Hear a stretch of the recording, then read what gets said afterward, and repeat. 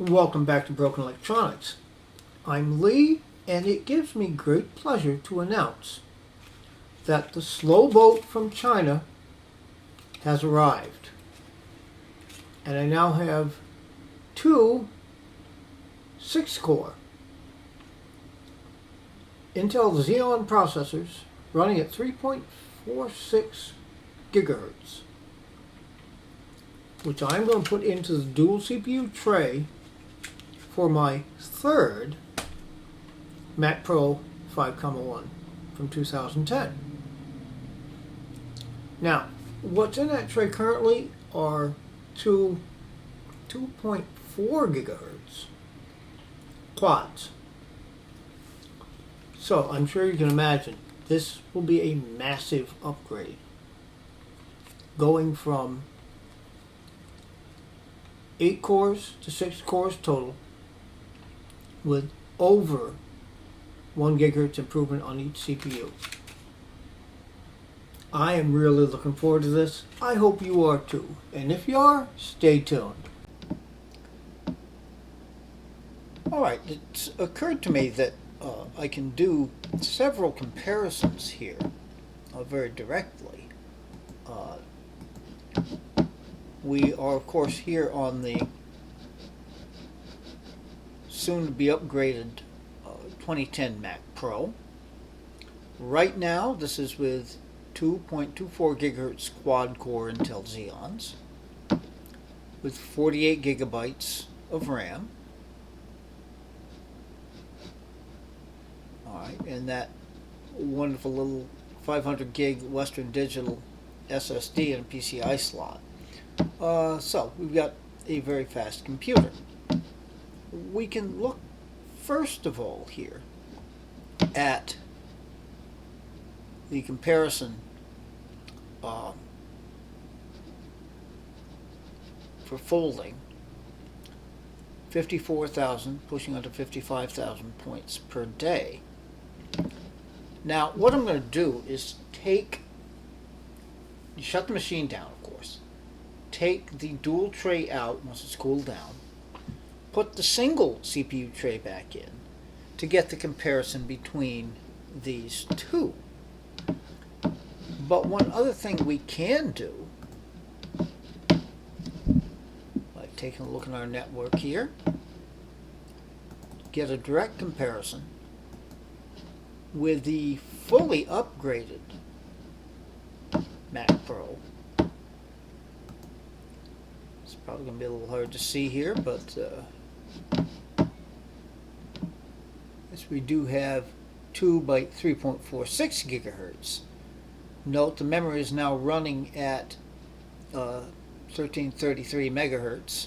That's because of the upgraded processors.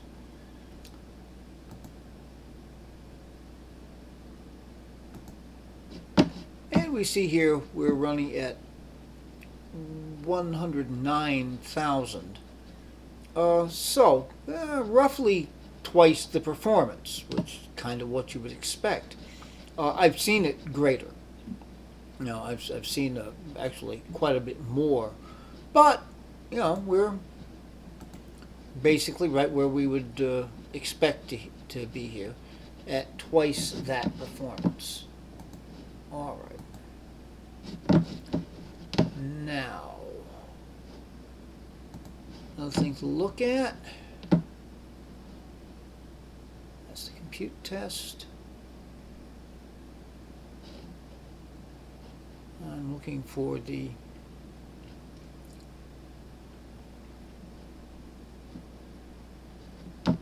no, okay, I'm not seeing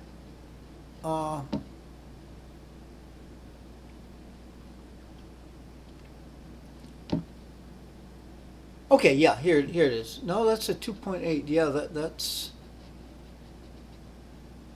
wrong. Maybe I mistyped it. A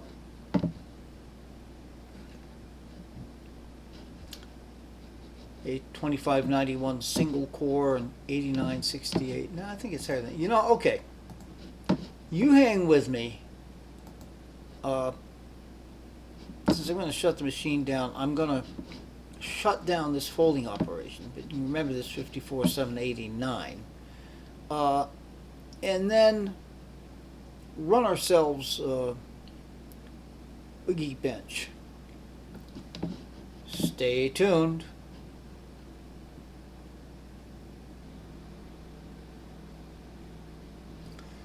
All right, our results are in. Here we have the dual, flip down here, check the specs. Dual 8 cores, 2.4 gigahertz, single core score of 220,239, multi-core score of 15,802.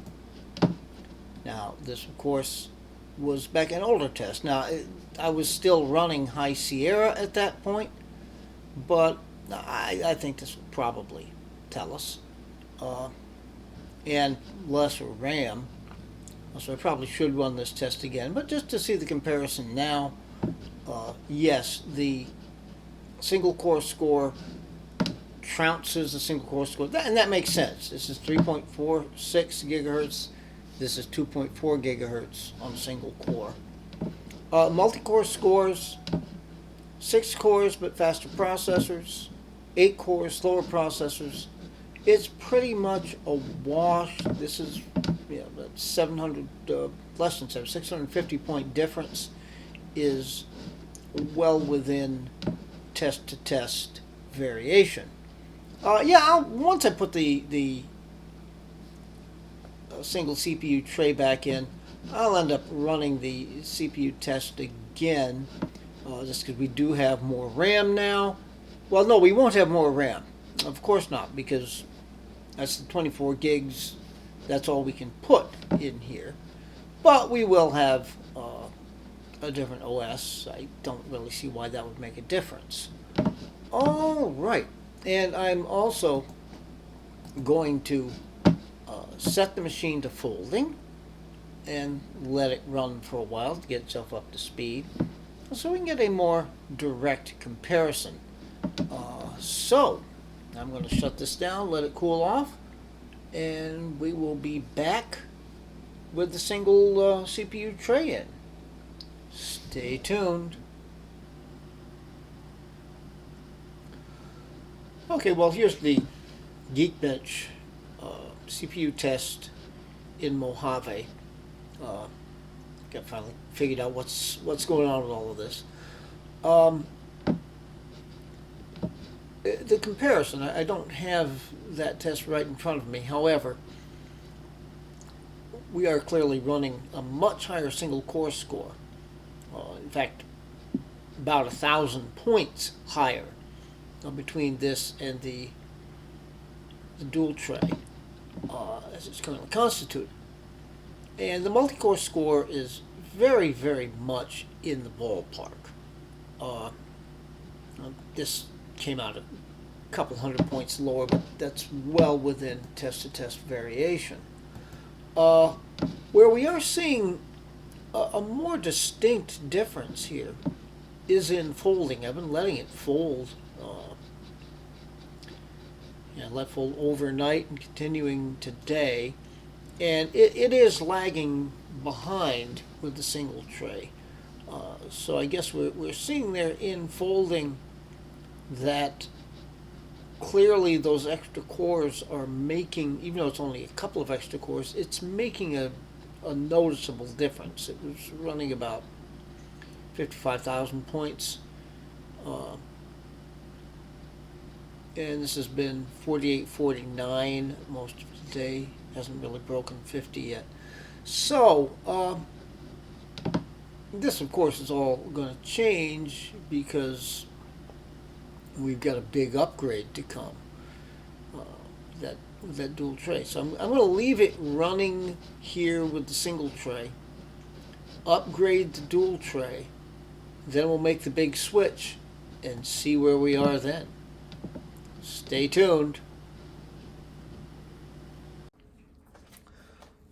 I will say, if you've gone through my Mac Pro adventures, and I believe everything I've done with Mac Pros has been memorialized one way or another on this channel. I have done this before. Actually, this is my third time. I've also upgraded processors on the 1,1, which I then flashed to 2,1 specs with the SMC. And I did that logic board replacement on the 3,1, which was also very successful.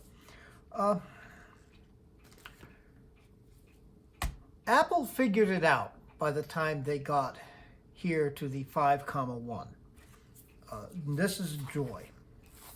So I have removed the RAM just to make sure nothing happens.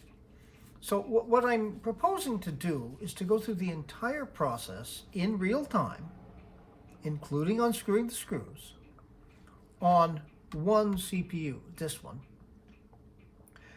I will then do the other one off camera, because that should be just duplicatory. And I have to reach in here in my box of tricks and locate, yes, the Arctic Silver thermal paste. All right, so I suppose we can begin. I have isopropyl rubbing alcohol and lint-free gauze pads. I also have the long 3mm hex wrench, which is required in doing this. You have to reach all the way down through this. It's easier to do. Now, I was able to find that screw socket very easily. 1, 2, 3, 4, 5, 6, 7, 8. Going in the crisscross pattern. There we go. 2, 3, 4, 5, 6, 7, 8.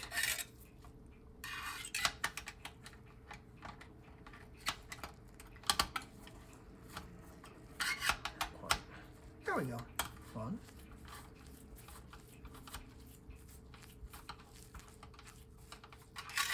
I'm not completely unscrewing them at this point.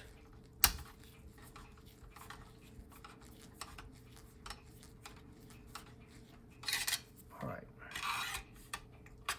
Now to finish the job, we're trying to maintain pressure.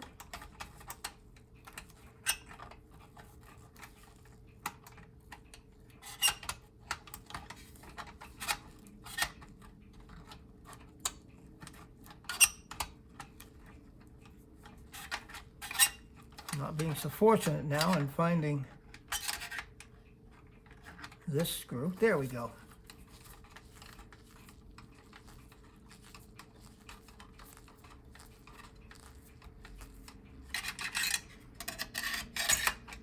And here, did we find that?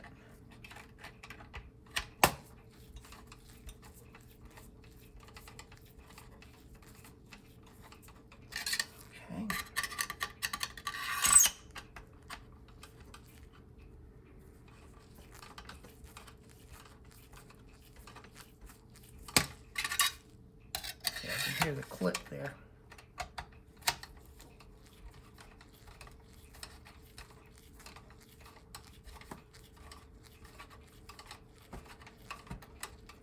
Okay. So, at this point, the heatsink will still be held down by two things. There's a fan in there. It does have to plug into power on the tray. And there is the old thermal paste on the processor.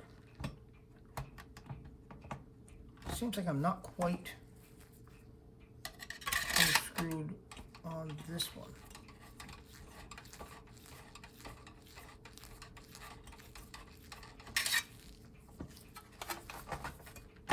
There we go. All right. Now, important, of course, to clean off the old thermal paste. Lint-free gauze pads are a good idea, by the way. That's looking pretty good.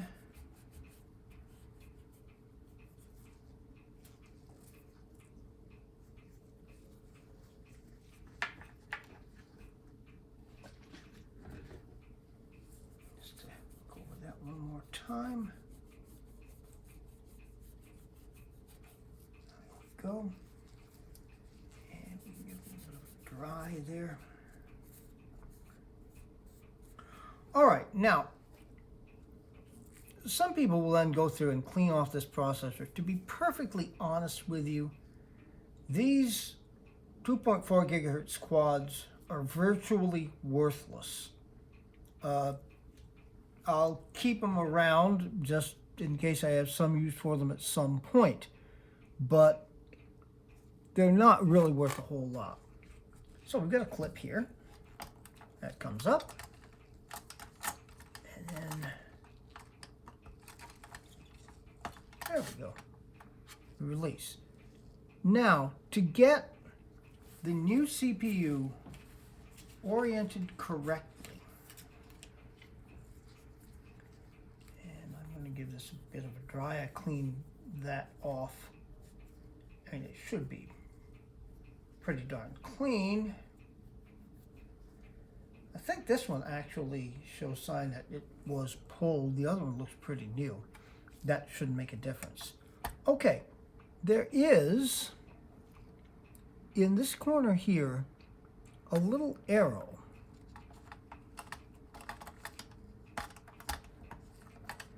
I'm having trouble getting this up with these gloves on. There we go. Okay. So, we're going to orient the arrow in that same direction.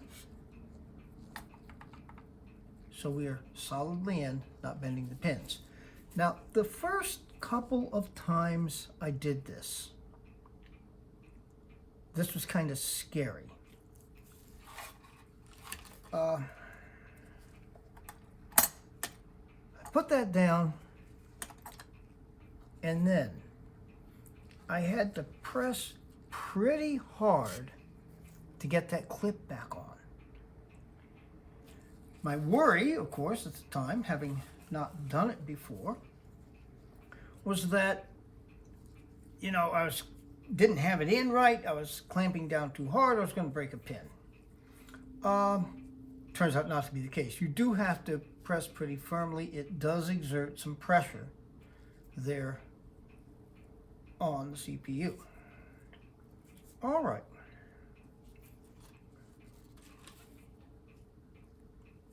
Now,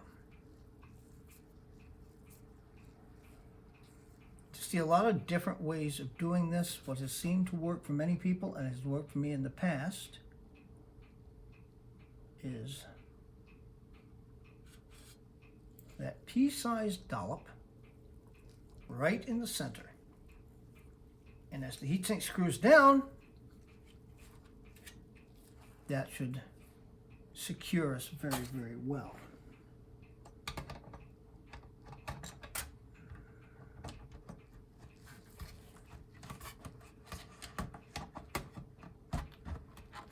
Okay,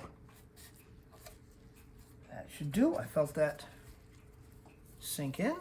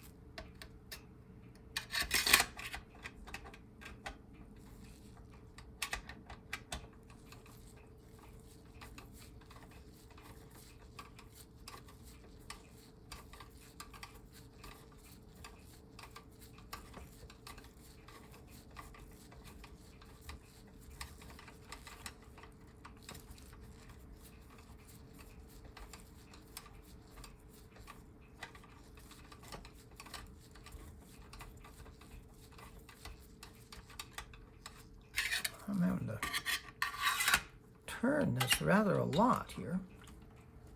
That's in place.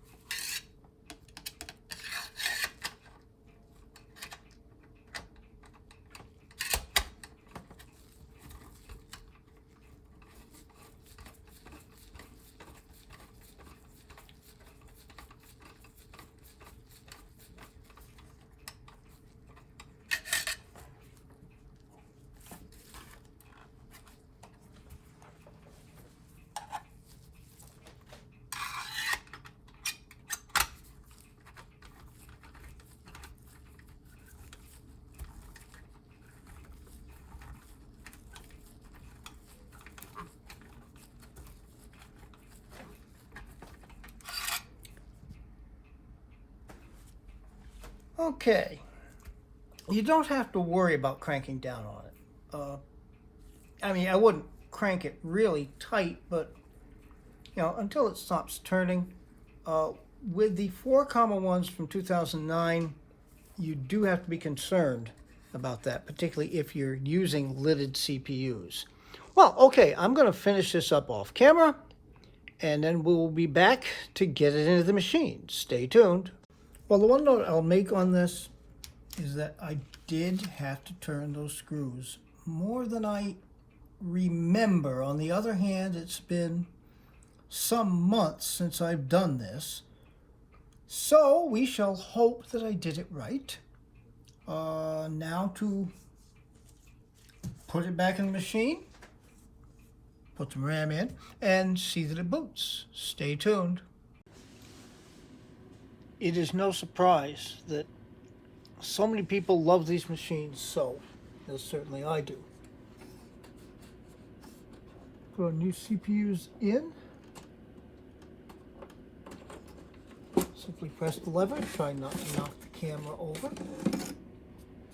Out it comes. Now we need to transfer some RAM from one to the other.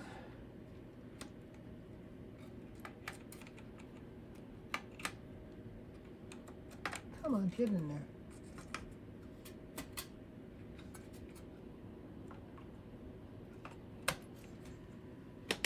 There we go.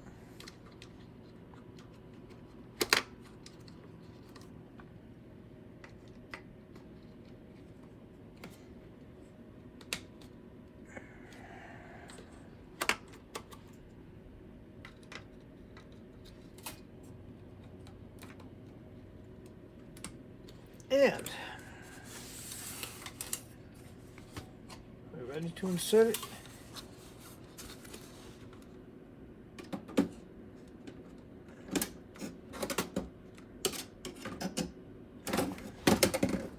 Let's get that slotted in right. There we go. All right. Now, as we've said before, watching the boot up of these machines is not particularly exciting since, of course, the graphics card is not Mac flashed, so we do not get a boot screen.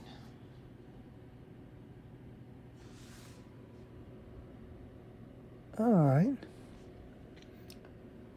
Why did I think I had another drive in there?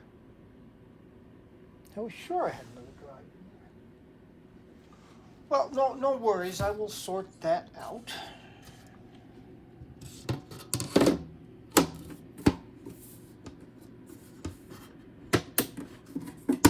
Okay.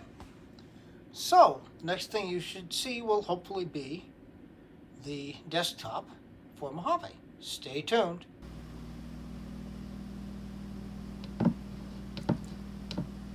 Okay, well, we've booted up anyhow. About this Mac.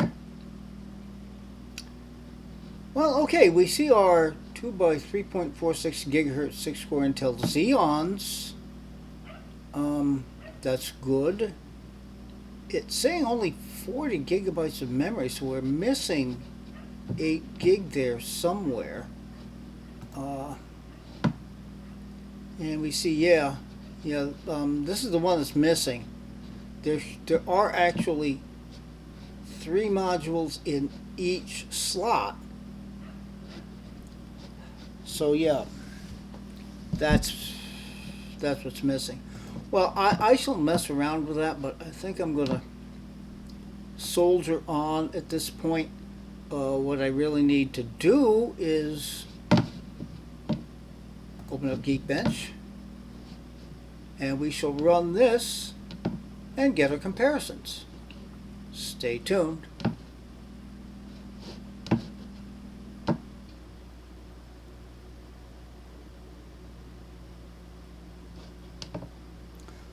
Okay, the results are in, and we can see good things happening here, but some things are a little perplexing. For instance, the single core score we saw here of 3228, and here we're 2974. So it's actually a lower score. It should be close to the same. Now it's not. It's a couple hundred or so points lower. So maybe if I kept running the test, we might see it get a little bit closer, because it does vary.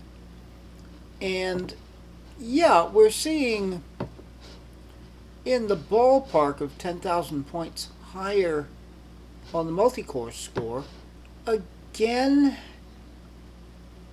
I'd expected it to be a little bit more, but it's obviously there. So, I think generally we're good. So I think what we're going to do here, I got set to folding, and we should see a dramatic increase there.